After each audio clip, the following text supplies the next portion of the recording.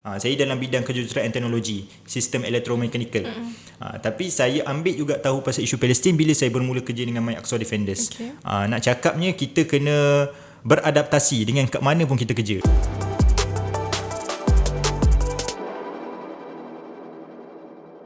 Bismillahirrahmanirrahim. Assalamualaikum warahmatullahi wabarakatuh. Bersama saya Sabrina di dalam podcast Cinta Gaza Malaysia, semeja bersama CGM. Sebelum ni kita ada host kita yang dikendalikan oleh Cik Puan Nur Afifah, dan kemudian ada pula seterusnya Cik Puan Mariam. Kali ini saya sendiri yang akan mengambil alih position mereka. Okey, baik. Pada hari ini saya ada staff yang agak istimewa juga. Sebelum ni saya telah interview dengan apa orang kata pasangannya. Kali ni saya interview beliau sendiri, dan kita akan tengok sejauh mana bagaimana cerita tentang beliau di CGM. Dan saya pasti kalau saya kenalkan beliau ni, mungkin pengikut setia Cinta Gaza Malaysia sudah maklum individu yang bernama Haikal. Okey, baik. Haikal, apa khabar? Alhamdulillah, khabar baik. Okey, baik. Terima kasih sebab sudi meluangkan masa. So, mungkin Haikal boleh perkenalkan diri serba sedikit tentang nama penuh, umur, kalau nak dedahkan berapa umur saudara, dan kemudian berasal dari mana, latar belakang dan sebagainya. Okey, baik. Terima kasih Sabrina, ataupun lebih kita dengan nama manja dekat office ni kita panggil Sab kan. Untuk perkenalan diri ni, saya ni jarang memperkenalkan diri saya sendiri sebenarnya, sebab saya ni orang yang pemalu untuk kenalkan diri sendiri. Biasanya orang yang kenalkan diri. Kalau tak ada orang kenalkan, memang orang tak kenal pun sebenarnya.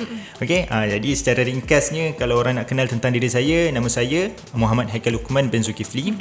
Lahir di wilayah Persekutuan Labuan pada 25 Mei 1996. Saya menetap di Labuan sampai umur 3 tahun.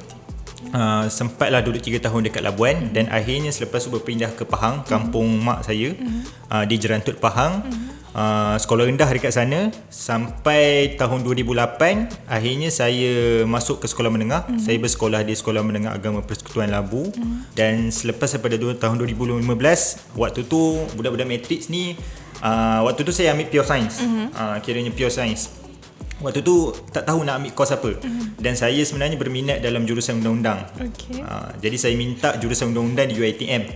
Asalnya di UiTM. Saya tak tahu kenapa saya tak minta dekat UiA ke dekat USIM ke apa kan. Sebab ayah saya memang minta untuk fokus kepada bidang syariah, guaman syariah. Tak tahu kenapa saya nak juga ambil dalam bidang sivil. Mungkin nak lari sikit daripada bulatan keluarga. Sebab keluarga banyaknya ustazah. Dan saya nak keluar daripada bidang tu lah. Daripada circle agama tu. Nak cuba menceburkan diri dalam bidang-bidang lain pula. Dapat jurusan Meskom. Teknik alam. So kalau saya ambil Meskom tu, saya tak ada lah kat CGM ni. Saya mungkin hura-hura dah lah, tak ada nampak macam ni dah lah kan. Masa saya lepas matrik juga, saya minta untuk sambung sebenarnya.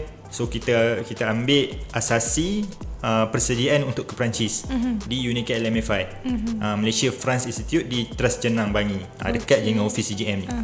Jadi waktu tu kita ambil program patutnya 2 tahun di Malaysia, 2 tahun di Perancis. Tapi pada tahun 2017, waktu tu MARA mengalami krisis. Disebabkan itu, batch-batch yang sepatutnya pergi ke Perancis untuk 2 tahun lagi tu tak dapat pergi, dan diorang terus sambung di UNICAD LMFI.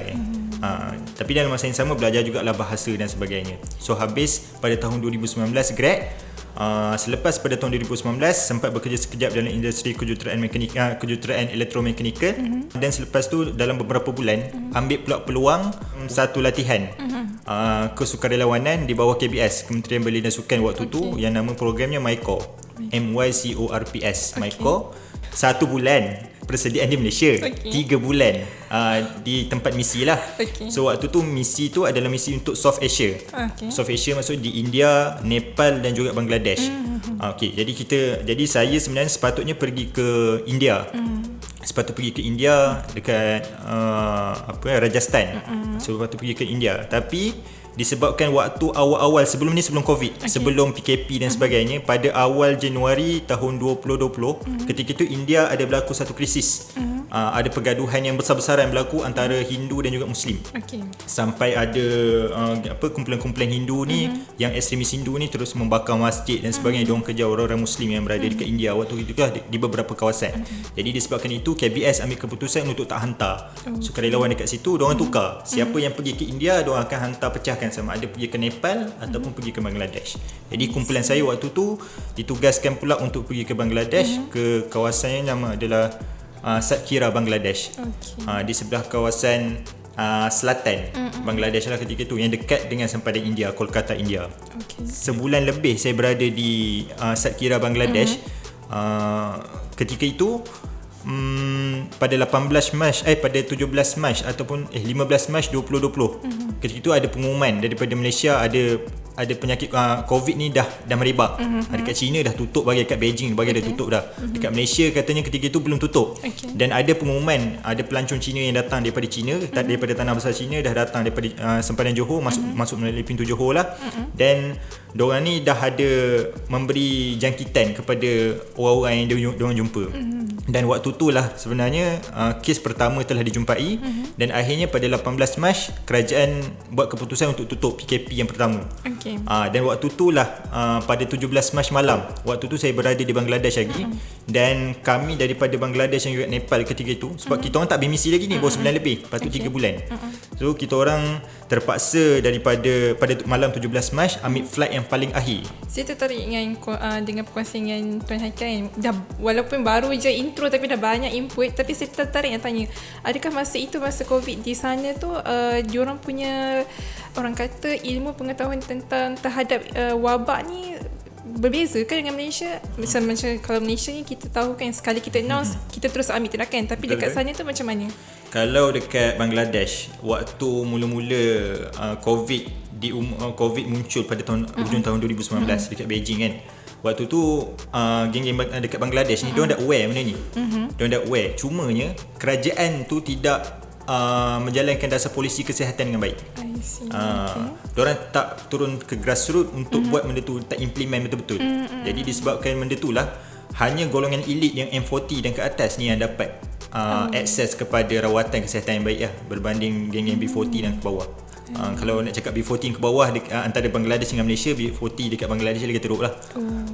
Diorang ada lagi kasta sebab masih mengekalkan identiti pembawakan daripada India dan sebagainya kan, sebab diorang ada Hindu juga, Muslim pun ada. Tapi untuk pengetahuan semua, dekat Bangladesh ni dia adalah negara ketiga yang paling ramai orang Islam.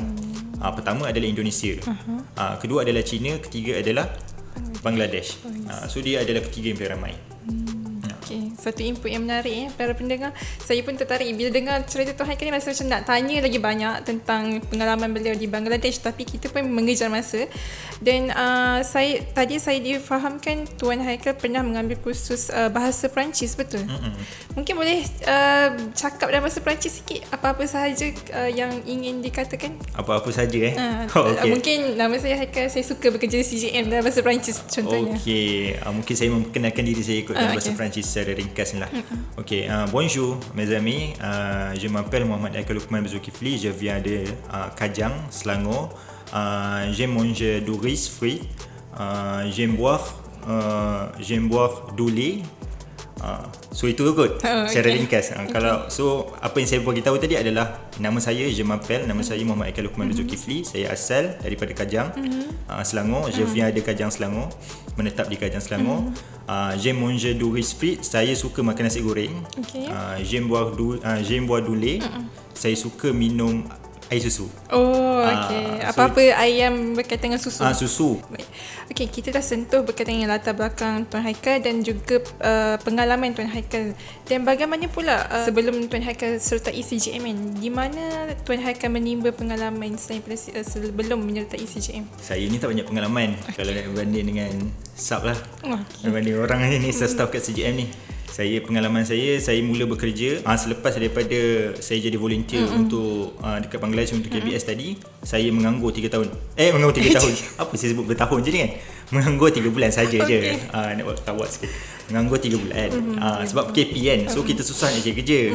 Sebab banyak waktu tu orang nak nak buang lagi pekerja sebab nak kurangkan kos operasi. Jadi waktu tu saya kerja di Pacu. Bermula kerja di Pacu asalnya sebagai pegawai operasi. Itu je title, sebagai pegawai operasi. Kemudian saya ditaklifkan pula sebagai tanggungjawab saya ditukarkan pula kepada seorang penolong pegawai pembangunan dana dan perhubungan awam.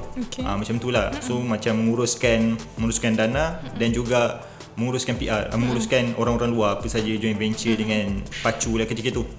Selepas Pacu memang terus masuk CGM ke ataupun ada diselang-seling dengan? Selepas Pacu saya masuk kepada satu konsultan yang nak bantu third sector. Secara ringkasnya pada waktu itu adalah untuk membantu untuk consult NGO ataupun boleh kita katakan third sector, sektor ketiga ni untuk terus membantu masyarakat dengan lebih baik lah, dengan sistematik, dengan progresif dan sebagainya.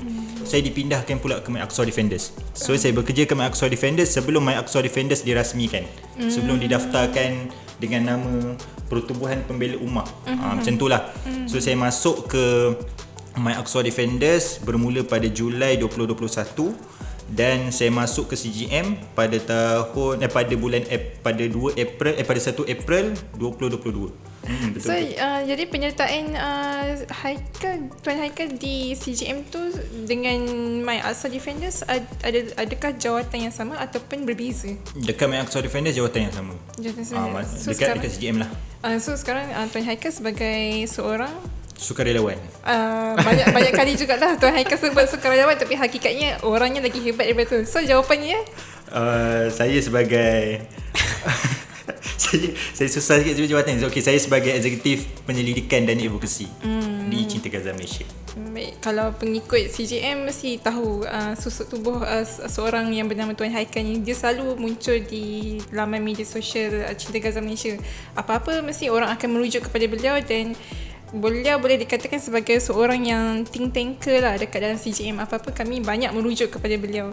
Okey, baik. So jadi tadi Tuan Haikal dah sebut penyertaan Tuan Haikal di CGM adalah bermula pada April 2022. Betul. Jadi masa sertai CGM tu apa first impression Tuan Haikal terhadap CGM? Saya terhadap Cinta Gaza Malaysia adalah ketika itu adalah eksklusif. Saya tak tahu kenapa. Tapi saya nampak Cinta Gaza Malaysia ketika itu adalah eksklusif. Sebab sebenarnya saya lebih kenal Aman Palestin dulu daripada Cinta Gaza Malaysia. Jadi bila kenal selepas Cinta Gaza Malaysia, saya macam ada skeptikal sikit. Cinta Gaza Malaysia, kenapa NGO banyak-banyak pula pasal isu Palestin kan? Cukuplah Aman Palestin kita ada, Aqsa Sharif kita dah ada. Dan saya sebelum ni pernah waktu mahasiswa dengan Yadim. So dengan Yadim ni kita banyak buat program-program dengan agensi kerajaan dan NGO kerajaan. Salah satu NGO kerajaan yang fokus pada isu Palestin ketika itu adalah Al-Quds Foundation. Nama singkatan pun My Aqsa. So bila waktu itu saya dengar tentang Cinta Gaza Malaysia ni, saya anggap ia sebagai eksklusif lah. Mungkin eksklusif tu bukanlah dia macam menutup ruang kepada orang lain, tak. Cuma eksklusif tu dia ada keunikan dia tersendiri. Wow, keunikan apa tu, boleh kongsikan? Saya nampak waktu ketika tu Cinta Gaza Malaysia ni, dia unik dia adalah satu, dia dikendalikan oleh ramai orang muda. Bila saya kenal waktu tu dekat My Aqsa Defenders, bila kita turun ke pejabat Cinta Gaza Malaysia, orang-orang muda yang buat kerja. Jadi bila orang-orang muda yang buat kerja ni, hamasah ataupun semangat dia tu lain sikit. Cara pergerakan pun berbeza. Orang muda ni dia suka langgar dulu, baru dia cakap okey tak apa, aku dah belajar kesilapan aku, baru aku buat.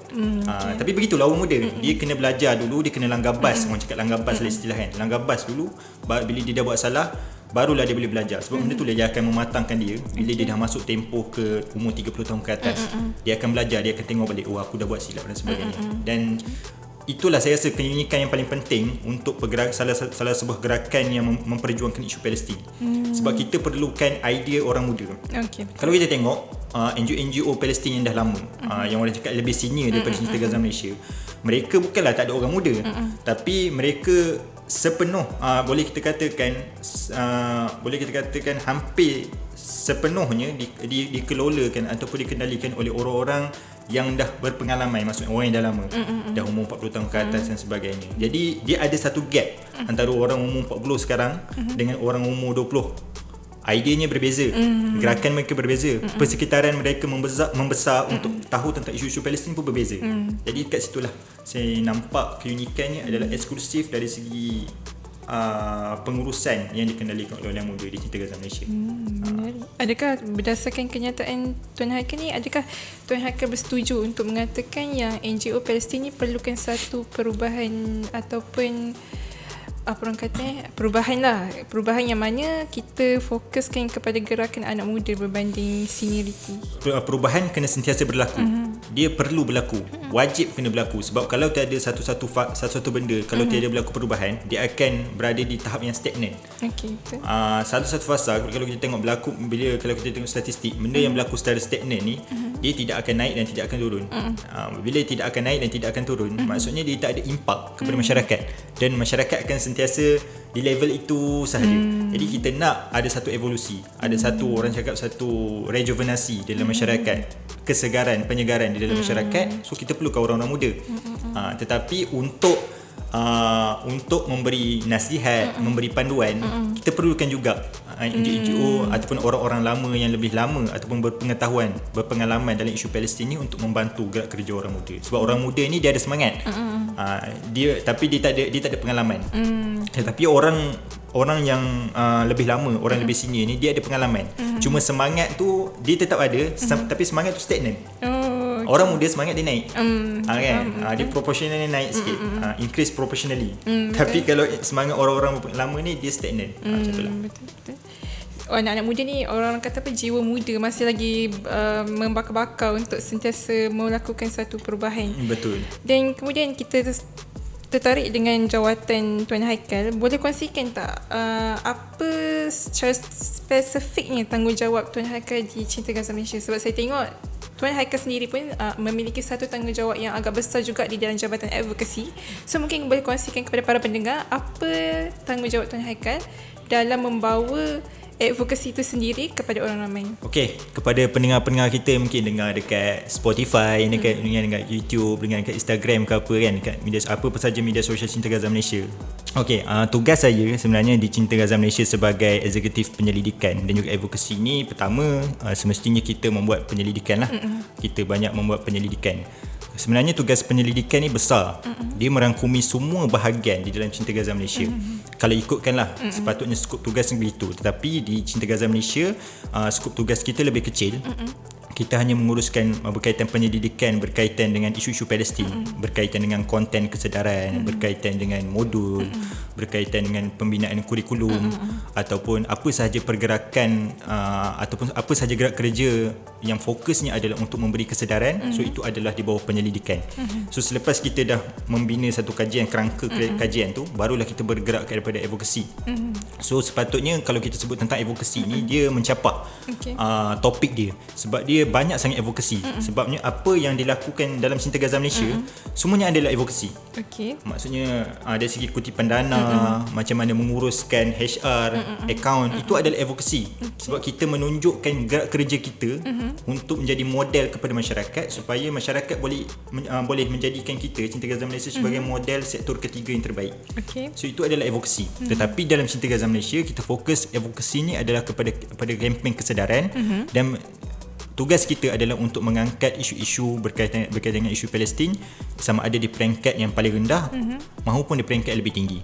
Peringkat lebih tinggi ni maksudnya di peringkat kerajaan, politik dan sebagainya lah. Tu secara ringkasnya. Kalau kita pergi lebih deep, banyaklah pula kan. So mungkin Tuan Haikal boleh kongsikan apakah salah satu produk daripada Jabatan Advokasi itu sendiri yang mungkin kita boleh sharekan kepada para penonton ataupun para pendengar Spotify yang mungkin berminat untuk tahu tentang advokasi di Cinta Gaza Malaysia. Okey, 3 produk kita dekat Jabatan Advokasi setakat ini. Sebab jabatan kita, Jabatan Advokasi ni adalah jabatan yang baru, kan? Jabatan yang baru bermula pada Januari tahun lepas, kan, 20 Januari 2022. So produknya tak banyak, cumanya sekarang ni saya rasa ramai yang dah sedia maklum, kita sekarang sedang tengah menggerakkan program-program seperti training of volunteer, training of Baitul Maqdis, dan kita juga ada bengkel advokasi Palestin. So itu adalah salah satu boleh kita kata salah satu framework ataupun kerangka kerja yang kita bina secara asasnya untuk pastikan dalam CGM ni dia ada satu ekosistem untuk kita mengkadirkan atau boleh kita sebut dalam bahasa Inggeris sebagai recruitment. Kita nak rekrut orang awam supaya orang awam pun boleh bercakap tentang isu Palestin. Orang awam pun boleh tahu macam mana untuk bekerja dalam gerak kerja ataupun sistem Cinta Gaza Malaysia. Orang awam pun boleh tahu bagaimana untuk apply ataupun untuk aplikasikan skill-skill advokasi yang dia belajar. Tak semestinya untuk angkat isu Palestin, tapi yang semestinya skill-skill advokasi ni mereka boleh gunakan untuk mengangkat isu-isu kemanusiaan. So yang kita nak ajak adalah kita nak bagi value kepada mereka supaya kita tak nak ikat mereka dengan kontrak, kita tak nak ikat mereka dengan duit, ikat mereka dengan habuan, tapi kita nak ikat mereka dengan ilmu. Sebab kita yakin bila kita ikat seseorang dengan ilmu, pengetahuan, kita beri mereka pendedahan yang lebih banyak, mereka akan dengan sendirinya sukarela untuk bersama dengan kita. Saya juga tertarik untuk kongsikan satu perkongsian daripada salah seorang orang yang saya kenal. Katanya ilmu ni membangunkan tamadun. So saya yakin apabila ilmu yang kami kongsikan berdasarkan daripada produk-produk daripada Jabatan Advokasi sendiri ataupun CGM sendiri mampu melahirkan sukarelawan yang berintegriti. Betul. Okey, baik. Kemudian kita dah banyak kongsi tentang tanggungjawab, pengalaman, jawatan, dan saya yakin banyak lagi sebenarnya benda yang kita perlu, apa orang kata, nak korek daripada Tuan Haikal. Dan mungkin Tuan Haikal boleh kongsikan tak apa pengalaman sepanjang Tuan Haikal berkecimpung ataupun berkerjaya di CGM selama hampir lebih setahun ni, apa pengalaman yang paling tak boleh dilupakan? Pendengar-pendengar yang dirahmati oleh Allah jangan sekalian. Jangan cakap susu buku. Okey, susu buku. Okey, baik pendengar-pendengar kita yang dirahmati oleh Allah sekalian.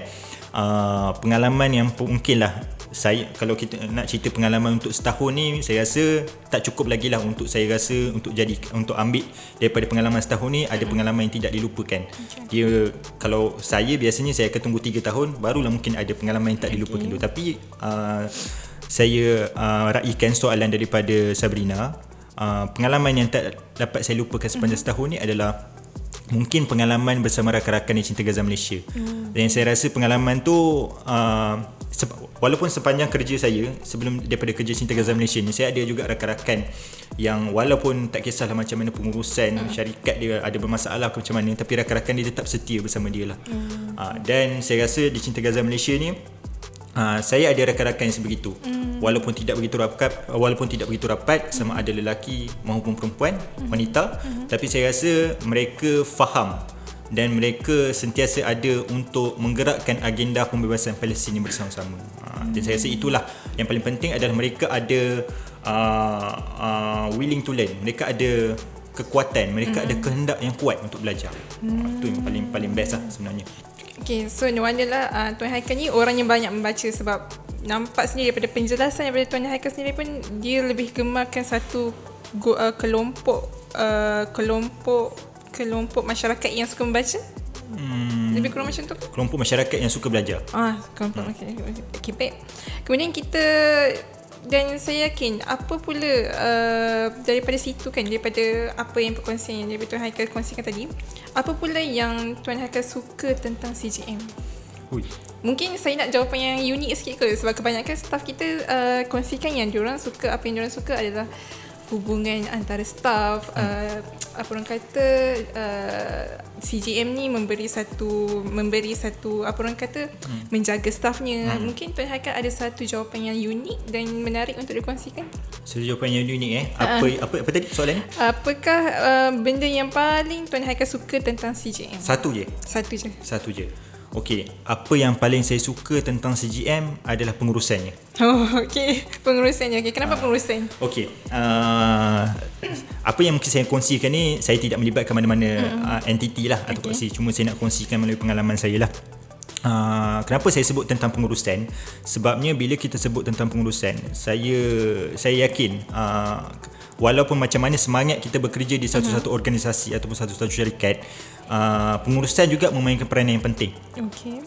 Dia juga antara Yalah, sebab kalau kita tak ada satu pengurusan yang baik untuk menguruskan satu-satu company, satu-satu syarikat ataupun organisasi ataupun entiti lah kita sebut kan. Jadi kita takkan staff ni dia takkan ada kehendak untuk menumbuh. Kenapa saya cakap tak ada kehendak untuk menumbuh? Sebabnya semuanya bergantung kepada pengurusan. Tetapi bagusnya kita di Cinta Gaza Malaysia ni, pengurusan memberikan kebebasan kepada bahagian operasi, maksud kepada staff untuk menguruskan macam mana perjalanan satu-satu jabatan. Sebab tu kita ada Cinta Gaza Malaysia, kita ada head of department, kita ada ketua jabatan. So ketua jabatan dia ada kuasa untuk membuat keputusan. Kalau kita tengok banyak dekat syarikat, dia walaupun dia ada ketua jabatan dia tersendiri untuk setiap jabatan, tetapi ketua jabatan ni tak boleh buat keputusan. Semuanya perlu bergantung balik kepada pengurusan. Ya betul, kita perlu patah balik kepada pengurusan untuk minta pendapat dan sebagainya. Tetapi pengurusan dia sekadar hanya mendengar pendapat. Dia hanya memberikan pendapat sama ada boleh atau tidak. Dia tidaklah orang yang menentukan, okey, disebabkan aku dah dapat dengar, contoh seperti pengurusan ni, aku dah dengar daripada ketua jabatan, so ketua jabatan dah bagi tahu macam ni, dia dah bagi pandangan A, B, C, so dia kata okey tak apa, kau dengar juga pandangan aku sebab aku pengurusan. Tak, di Cinta Gaza Malaysia uniknya adalah pengurusan mereka, pengurusan CGM ni dia mendengar pandangan staff dan dia bebas. Sama ada staff ni nak bagi pendapat yang nak marah dia ke, pendapat yang maksudnya yang baik juga untuk dia ke. Jadi dia mendengar benda tu dan dia menilai benda tu dengan sangat baik. Terutamanya saya mungkin berikan orang cakap ucapan terima kasih dan boleh kita katakan tahniah lah kepada pengurusan CGM yang bermula daripada SISUD, CEO kita, COO, kita ada CSO, kita ada CBDO kan, dan semualah yang berada di pejabat pengurusan. Mereka menguruskan mereka menguruskan sistem di Cinta Gaza Malaysia ni dengan baik, dan sebab itulah saya rasa benda itulah yang membawa kepada kebajikan yang lebih baik kan. Benda itulah yang membawa mood pekerja-pekerja ni untuk berkembang dengan lebih baik. Mereka rasa nak lebih belajar lagi. Sebab kalau benda tu tak ada kepada pengurusan, sebab kalau pengurusan dan ketua kita kat atas tak cukup baik, walaupun kita baik macam mana kat bawah ni pun, kita takkan dapat menambah baik ataupun takkan menambah nilai kepada Cinta Gaza Malaysia. Disebab kita Cinta Gaza Malaysia, disebab kita ada telinga yang baik yang sudi mendengar kita, jadi kita sentiasa dapat buat yang terbaik di Cinta Gaza Malaysia lah, insyaAllah. Saya setuju dengan kenyataan ataupun jawapan daripada Tuan Haikal lah. Pengurusan di CGM ni agak berbeza. Kalau nak kongsikan daripada sudut peribadi saya sendiri pun, dia agak berbeza dengan tempat kerja saya yang lama. Tapi itu yang menjadikan siapa kita sekarang ni. Siapa kita sekarang, betul. Jadi tadi kita dah kongsikan, Tuan Haikal pernah kongsikan yang pengetahuan Tuan Haikal tentang Palestin ni bermula di My Aqsa Defenders. Betul. Dan saya yakin nak belajar tentang Palestin ni bukanlah satu benda yang mudah. Kita baca satu buku, tiba-tiba esok dah expert tentang Palestin. Betul, setuju. Dan untuk tahu tentang Palestin ni mengambil masa yang lama sebab sejarah yang panjang, dia punya konflik dia sangat berat dan juga sangat mendalam. Dan mungkin Tuan Haikal boleh kongsikan serba sedikit pengetahuan Tuan Haikal terhadap Palestin dan mungkin harapan Tuan Haikal terhadap isu Palestin dan seterusnya terhadap CGM. Pendengar-pendengar kita yang dirahmati oleh Allah sekalian, hadirin hadirat, untuk kepada saya, untuk tahu pasal isu Palestin ni, pertama saya pecahkan kepada 3 benda. Pertama, kita kena ada kehendak untuk belajar. Ini memang saya tekankan kenapa penting. Daripada tadi saya sebut kehendak untuk belajar ni, nanti saya ulas lah. So yang kedua adalah kehendak kita untuk meneroka dunia yang baru. Dan yang ketiga adalah kita jelasnya kita tentang sesuatu perkara. So ketiga-tiga perkara ni sebenarnya memainkan peranan yang penting untuk individu tu tahu tentang isu Palestin. Pertama, tentang kehendak yang kuat untuk belajar. Ya, kena ada kehendak yang kuat untuk belajar, tak kisah pun daripada latar belakang yang macam mana, bidang yang macam mana. Sebab saya pun bukan orang yang berlatar belakangkan dalam bidang sejarah, bidang politik ataupun agama, akidah, usuluddin dan sebagainya. Saya dalam bidang kejuruteraan teknologi, sistem elektromekanikal. Tapi saya ambil juga tahu pasal isu Palestin bila saya bermula kerja dengan My Aqsa Defenders. Nak cakapnya kita kena beradaptasi dengan kat mana pun kita kerja. Kalau kita kerja dekat tempat yang fokusnya adalah dalam bidang kewangan, walaupun kita bukan dalam bidang latar belakang atau bidang kewangan ataupun latar belakang kewangan, jadi kita kena tahu, kita kena belajar. Kita kena tanya orang yang dah tahu dalam bidang tu kan. Jadi kita kena belajar untuk kita sendiri merasa sebab kita bertanggungjawab untuk menguruskan bidang tu. So kita kena ambil bahagian lah untuk menguruskan secara serius. Tu yang pertama. Yang kedua adalah pada saya ketika itu nak meneroka satu perkara yang baru. kalau saya rasa kita ni tak ada kita tak ada kesanggupan untuk meneroka satu lapangan ataupun bidang yang baru, kita takkan nak tahu pun, tak ada rasa pun nak tahu untuk benda-benda yang lain. Sebab kita dah selesa dalam bidang kita. Kenapa saya sebagai contoh dalam bidang kejuruteraan saya nak ambil tahu dalam bidang sejarah yang lain, saya fokus di dalam bidang saya kan. Kan, begitu juga dalam bidang-bidang yang lain. So kita kena cuba untuk merentas bidang supaya kita dapat tahu lebih banyak lagi. Jadi itulah sebenarnya konsep meneroka bidang yang baru ni. Saya suka ambil konsep daripada ilmuwan Islam kita pada zaman kerajaan Bani Abbasiyah. Bagaimana kalau kita tengok kerajaan Bani Abbasiyah, salah satu yang boleh kita katakan dalam graf sejarah Islam tu, mereka berada di puncak. Mereka ni boleh dikatakan zaman puncak keislaman ketika itu. Banyaknya ilmuwan-ilmuwan merentas bidang. Asalnya dia adalah doktor, tapi dia juga pakar dalam bidang matematik. Asalnya dia adalah dalam bidang astronomi, dalam bidang kaji bintang dan sebagainya, tetapi dia juga adalah seorang hafiz Quran. Bayangkan. So itu boleh kita kata, kalau kita sekarang kita tengok orang yang hafiz Quran, dia fokus dalam bidang agama je. Kan? Dia ada satu bidang. Kalau dia dalam bidang kewangan, bidang undang-undang, maksudnya dia akan fokus dalam bidang undang-undang je lah. Dia takkan keluar lagi dalam bidang yang lain. Dia takkan tahu lebih dalam bidang kewangan, dalam bidang ilmu sains dan sebagainya. So kita nak lahirkan orang yang macam tu. Kan? Jadi kita sendiri kena belajar macam mana untuk jadi orang yang berminat untuk teroka berbagai bidang tu. Itu yang kedua. Yang ketiga, kita perlu jelas. Saya rasa dekat sini, untuk kita tahu sesuatu bidang, untuk kita tahu sesuatu perkara, terutama isu Palestin, kita perlu jelas kenapa kita kena tahu tentang isu Palestin. Apa kaitannya dengan kita? Apa kepentingan Masjidil Aqsa dan juga Baitul Maqdis kepada kita, terutamanya umat Islam lah. Kita bercakap kepada umat Islam. Bagi pendengar-pendengar kita yang ada mungkin bukan Islam, kan, saya rasa kalian kena tahu dulu kenapa isu Palestin ni perlu diperjuangkan. Adakah dia adalah isu hak asasi manusia, ataupun dia adalah semata-mata isu konflik antara dua bangsa, iaitu Arab dan juga Yahudi. Jadi disebabkan persoalan-persoalan macam tu, kita akan membaca. Jadi teruskan membina persoalan dalam fikiran kita, dalam otak kita ni, supaya bila ada persoalan, kita akan cuba untuk mencari. Bila kita mencari, sama ada kita membaca dalam buku atau membaca di internet, kita akan bermula dengan membaca. Sebab membaca adalah asas, pintu permulaan untuk satu pengetahuan. Satu penjelasan yang panjang, padat, sehingga kan saya rasa macam wah. Okay. Apapun, terima kasih Tuan Haikal atas penjelasan yang sangat mendalam. Dan seterusnya mungkin boleh kongsikan harapan dan impian terhadap CGM. Wah, harapan dan impian saya bab harapan dan impian ni, saya tak banyaklah harapannya. Cuma harapan sebab ada dua kan, harapan dan impian Harapan dan impian sama je kot? Oh, sama je? Sebab kalau harapan saya pada CGM, saya nak tengok CGM berkembang lebih besar. Itu harapan saya lah. Tapi kalau impian saya, dia ada dua. Sama ada impian CGM tu sendiri, macam nak tengok macam mana CGM tu, ataupun impian saya di dalam CGM. Kalau impian saya di dalam CGM, saya berharap saya dapat memberi makna kepada semua yang berada di dalam CGM. Memberi makna ni maksud memberi makna dan menumbuhkan semua orang yang berada di dalam CGM lah.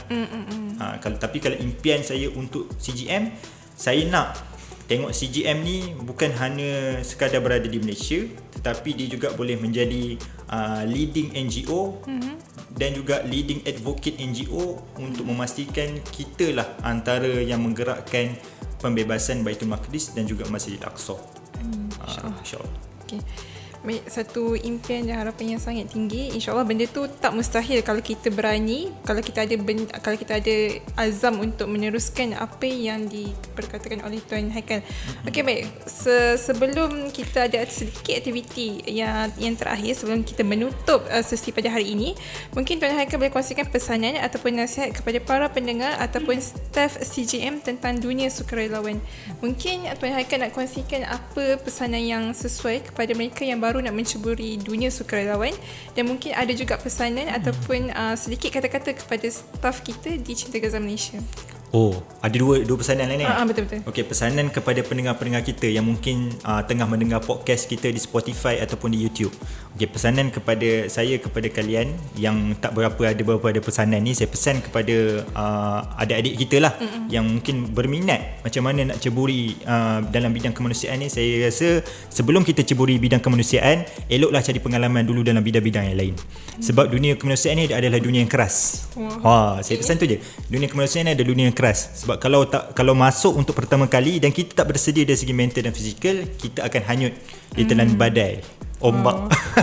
Okay. Jadi saya pesan, sebelum masuk ke dunia NGO ataupun dunia kemanusiaan, bekerjalah dulu dalam bidang-bidang yang kalian minati, selain daripada bidang kemanusiaan sama ada bidang swasta ataupun dalam industri mengikut bidang masing-masing, supaya bila ada pengalaman di sektor kerajaan ataupun sektor swasta dalam beberapa tahun, barulah masuk ke dalam bidang NGO. Terus kita boleh perkasakan apa yang sepatutnya dalam NGO ni. Sebab NGO ataupun dalam bidang sektor ketiga ni masih banyak kelompangan yang perlu diperkemaskan, yang perlu diperkasakan kembali.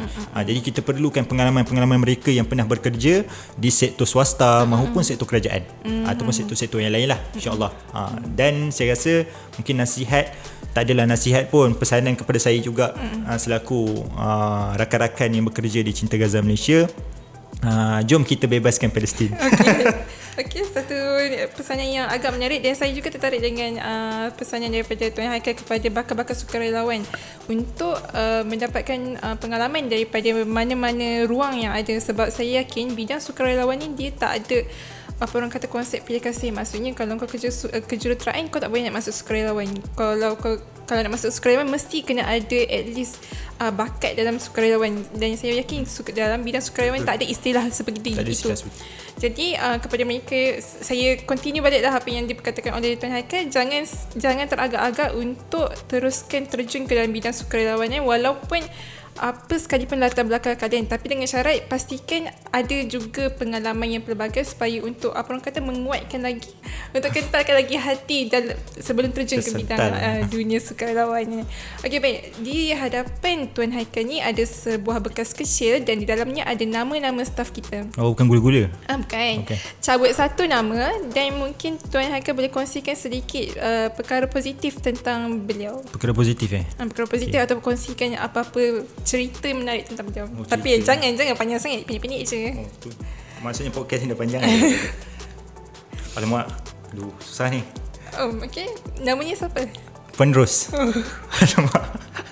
Okey, mungkin boleh kongsikan sedikit apa yang Tuan Haikal apa orang kata, apa idea Tuan Haikal terhadap penerus selaku human resource di Cinta Gaza Malaysia. Human resource kan. Saya kalau sebut tentang human resource ni, saya rasa benda ni family lah kepada semua yang bekerja lah. So human resource ni ada satu benda yang sangat unik pada dia adalah pendengar yang baik. Okey. Setuju. Itu je. Itu saja. Betul, itu saja. Okey, terima kasih Tuan Haikal kerana sudi meluangkan masa, dan saya yakin betul lah tu, penerus orangnya pendengar yang baik, dan bukan saja pendengar yang baik, dia juga boleh dikatakan sebagai seorang ibu di Cinta Gaza Malaysia. Apa-apa masalah kebanyakannya akan terus rujuk kepada beliau. Dan insyaAllah terima kasih kepada semua para pendengar Cinta Gaza Malaysia dalam segmen Semeja Bersama CGM. Jangan lupa untuk teruskan bersama kami insyaAllah setiap hari Jumaat, dan jangan lupa juga untuk teruskan ikuti laman media sosial kami di Facebook, Twitter, Instagram dan juga Telegram terkini dan sensasi Palestin. Jumpa lagi insyaAllah. Assalamualaikum dan bye-bye. Check it out.